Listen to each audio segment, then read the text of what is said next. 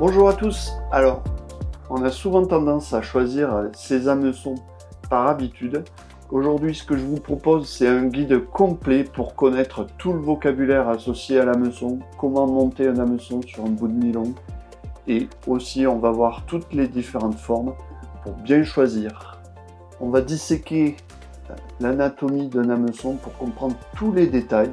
Je vais vous montrer comment je monte mes hameçons et je finirai par vous présenter les différentes formes d'hameçon pour bien vous adapter à chacune des conditions de pêche que vous allez rencontrer. Alors, je suis Vincent Hurt, ma spécialité c'est la pêche au feeder et mon objectif dans cette vidéo c'est de partager avec vous tout ce que j'ai appris au bord de l'eau depuis des années. Allez, maintenant que les présentations sont faites, je vous propose de passer directement dans le vif du sujet et on commence avec l'anatomie des hameçons. Alors l'hameçon, il a été inventé en même temps que la pêche à la ligne. Et malgré tout le matériel qu'on peut transporter au bord de l'eau, de la touche jusqu'à la mise à l'épuisette, c'est le seul point de contact que l'on a avec notre cible, les poissons. Allez, on commence par la matière. Le fer, son épaisseur détermine la robustesse de l'hameçon. Un fer épais résistera mieux en théorie à l'ouverture lors d'un gros combat.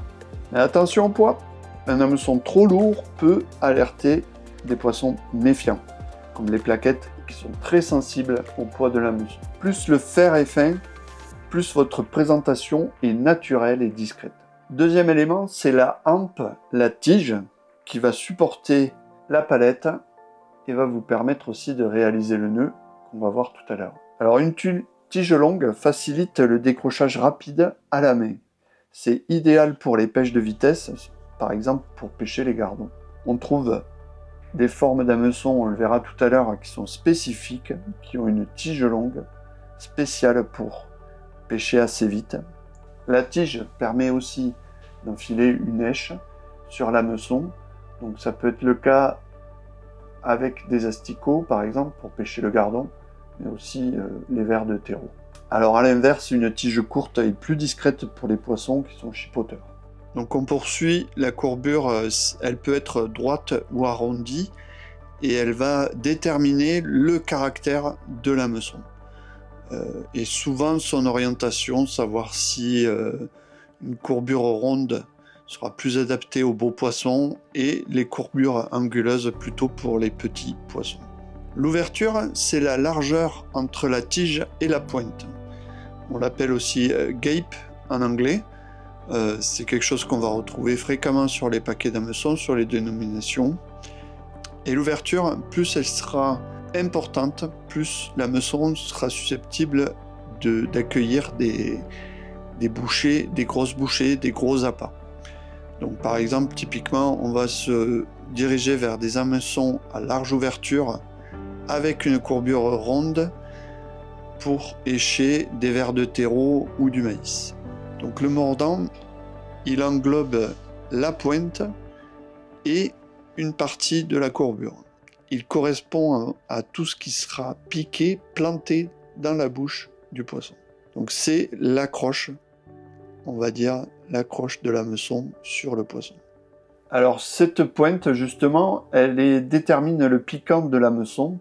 Elle peut être droite ou renversée, c'est-à-dire que la pointe est désaxée par rapport à l'axe de la tige pour un autoférage plus agressif. L'ardillon, il a deux fonctions. Il a la fonction de maintenir le poisson quand on le combat, c'est-à-dire d'éviter les décrochages, mais il a aussi la fonction quand on pêche au feeder, et notamment quand on pêche au feeder, de bien conserver l'èche sur l'hameçon. C'est vrai que si on pêche avec des hameçons sans ardillon, qui existent, qui sont spécifiques, on peut avoir le risque de voir son asticot, son ver, son maïs tomber de l'hameçon au moment du lancer. Les hameçons sans ardillon sont parfois aussi obligatoires dans certains plans d'eau, comme par exemple les carpodromes. On retrouve des micro-ardillons qui sont moins agressifs et qui sont forcément moins blessants pour les poissons. La couleur de l'hameçon a aussi une importance.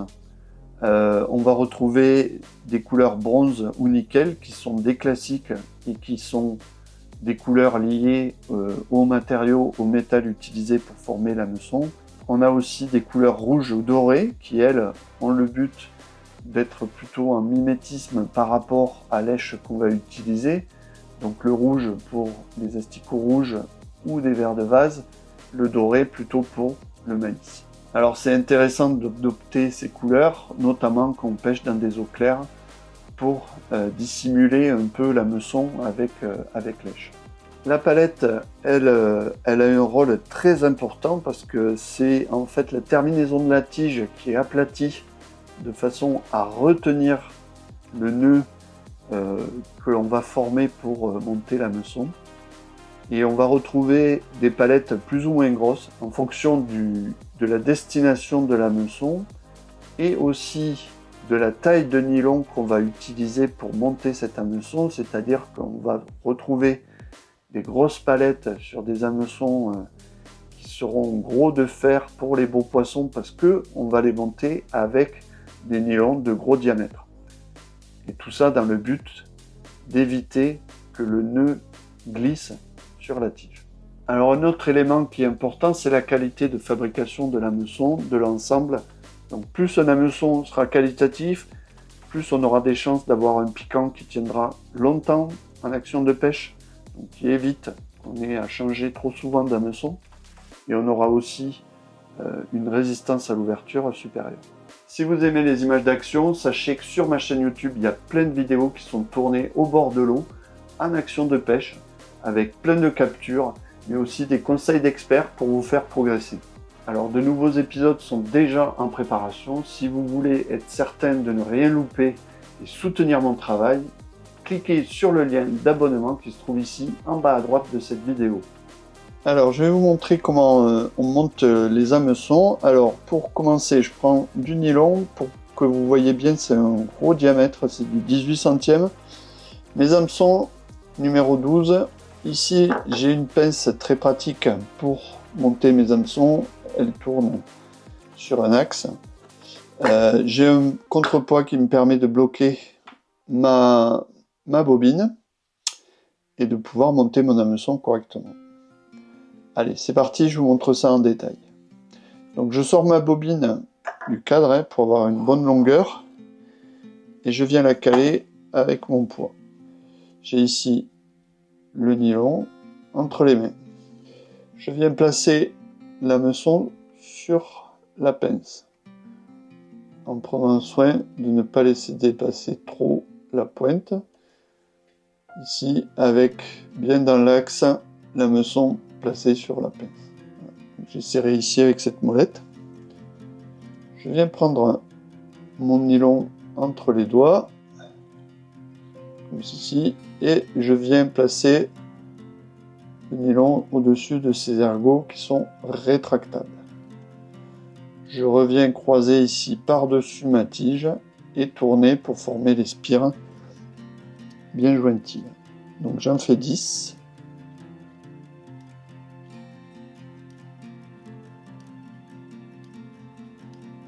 Et ici je reviens faire passer le brin mort à l'intérieur de ce crochet ouvert. Je replie pour figer le nœud. Et là, en fait, je viens serrer doucement mon nœud pour qu'il se forme sur la palette. Je peux dévisser, libérer l'hameçon et finir de serrer tout doucement pour faire coulisser le brin mort au travers du nœud de la palette. Et là, j'ai terminé le montage de l'hameçon. Je viens ensuite avec mon ciseau couper l'excédent, pas à ras, je laisse toujours dépasser un petit peu parce que le nœud, une fois qu'on va être en situation de combat avec le poisson, il risque de bouger un peu sur la palette. Donc s'il dépasse un peu, ça permet qu'il se serre mieux et que ça bouge plus sur la palette. Voilà, l'hameçon est monté, l'opération est terminée.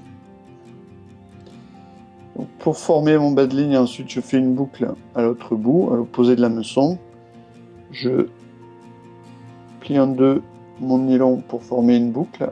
La pointe de la boucle est faite à la bonne dimension, hein, la dimension à laquelle on a choisi de faire, la longueur à laquelle on a choisi de faire son babine. Et là, je forme une boucle en 8. Donc je passe ici, je fais tourner l'autre boucle et je repasse à l'intérieur. Donc j'obtiens ce résultat. C'est une boucle avec un 8. Et là, avec mon gabarit, je viens placer dans les deux boucles et serrer délicatement. Donc là, j'ai bien une boucle bien fermée pour terminer mon bas de ligne. Alors l'intérêt du gabarit, c'est de former des boucles qui ont toutes la même dimension. Comme ça, quand on met dans sa boîte à bas de ligne, c'est parfait, tout est parfaitement aligné et bien rangé. Donc là aussi, je viens couper l'excédent, pas trop serré sur le nœud. Et là, donc on commence avec le pôle spécial. Donc pôle spécial, c'est un hameçon qui a une forme vraiment particulière et qui est pourtant très innovante et très intéressante. Donc on retrouve une forme asymétrique très inspirée de la forme cristal, hein, finalement, avec cette pointe droite et cette courbe, on va dire un peu pointue. Donc là, on a une pointe qui est très longue, très agressive, avec un piquant qui est remarquable. Et par contre, par rapport à une forme cristal classique, on a quand même une tige plus courte. Donc ce qui permet d'avoir un hameçon un peu hybride, qu'on va pouvoir utiliser dans les pêches de vitesse pour justement bien dégager l'hameçon rapidement à la main. On va pouvoir s'en saisir quand même avec cette tige qui est moyennement longue, on va dire. On a un hameçon aussi qui est très piquant, avec une pointe longue, une courbe qui est assez étroite, qui permet de bien conserver le poisson une fois piqué et d'éviter les décroches.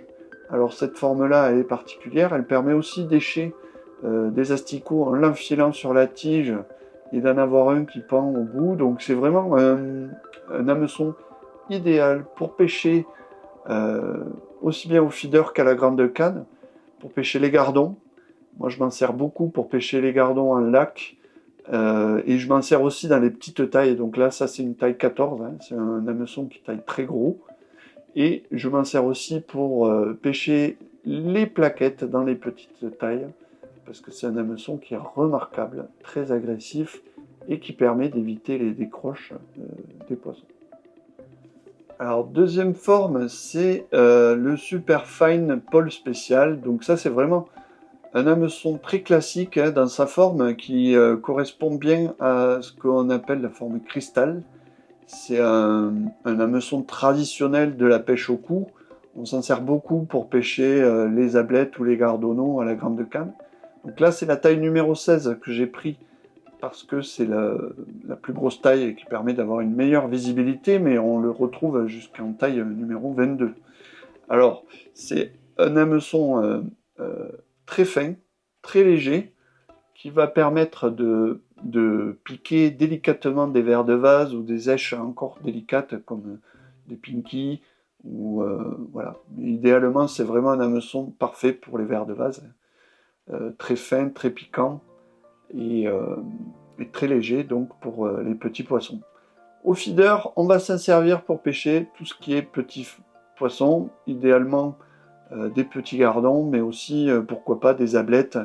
Donc c'est un outil qu'on va vraiment utiliser au feeder en compétition quand il faut sauver la misère, on va dire, et que en face de nous, il n'y a pas vraiment de poisson à capturer.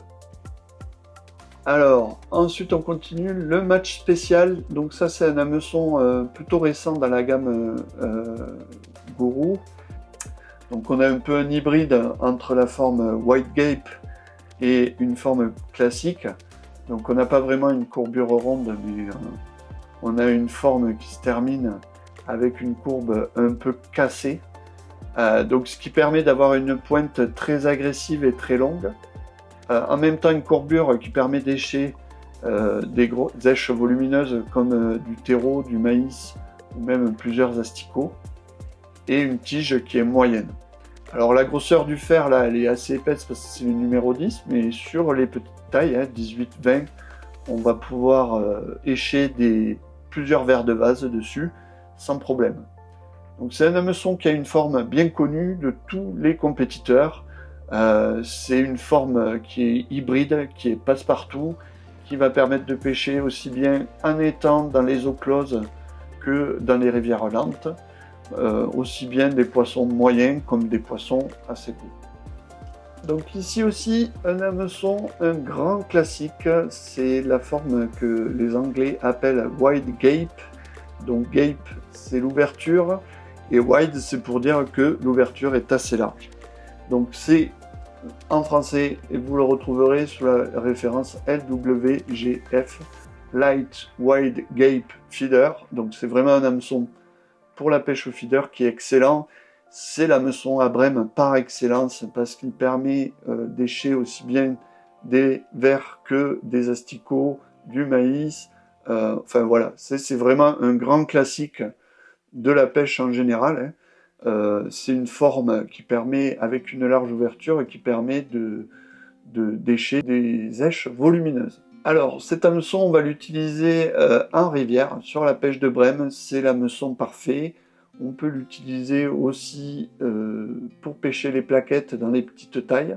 Donc c'est un hameçon passe-partout, on va dire, et qui permet aussi de pêcher les carassins et voire les petits carpeaux.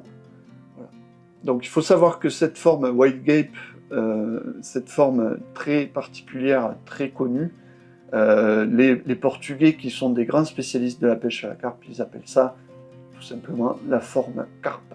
Et d'ailleurs on va retrouver dans cette même gamme LWG, on va retrouver le feeder spécial, mais dans la version XS, donc X-Strong. Donc là c'est le numéro 8 pour que vous voyez bien la différence. Donc tout simplement c'est la même forme, la même agressivité avec cette pointe un petit peu courbée, mais le fer est plus gros, donc pour pêcher des poissons plus gros, ou voire même s'attaquer à la rivière, aux rivières puissantes. Donc voilà, moi ça c'est des hameçons que je vais utiliser spécifiquement pour pêcher les grosses carpes, ou pour pêcher les carpes en rivière, les brèmes, les grosses brèmes en rivière. Enfin voilà, c'est vraiment un hameçon parfait pour toutes les pêches de gros poissons ou de poissons combatifs. On poursuit avec un hameçon spécial, un hameçon avec une forme atypique, c'est le courant-cou.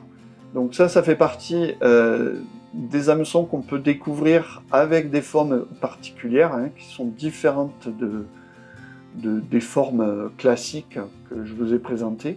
Donc ça c'est une innovation. Donc c'est un hameçon qui est plutôt fin de fer. Donc la particularité c'est qu'on a une pointe renversée. Donc on voit bien que la pointe est désaxée par rapport à l'axe de la tige, de l'hameçon, ce qui donne en fait une plus grande agressivité à l'hameçon, un meilleur ratio de ferrage réussi. Donc c'est un hameçon fin de fer avec une courbe très ronde qui permet de bien écher. Idéalement c'est parfait pour mettre une grappe de verre de vase, pour mettre plusieurs pinkies à l'hameçon, et c'est un hameçon qu'on va utiliser pour les pêches de plaquettes ou pour les pêches de gardonneaux, en étang, en eau close de préférence. Alors, dans les tailles numéro 12, comme ici, on va pouvoir quand même pêcher la brème avec cet hameçon qui est finalement assez résistant à l'ouverture.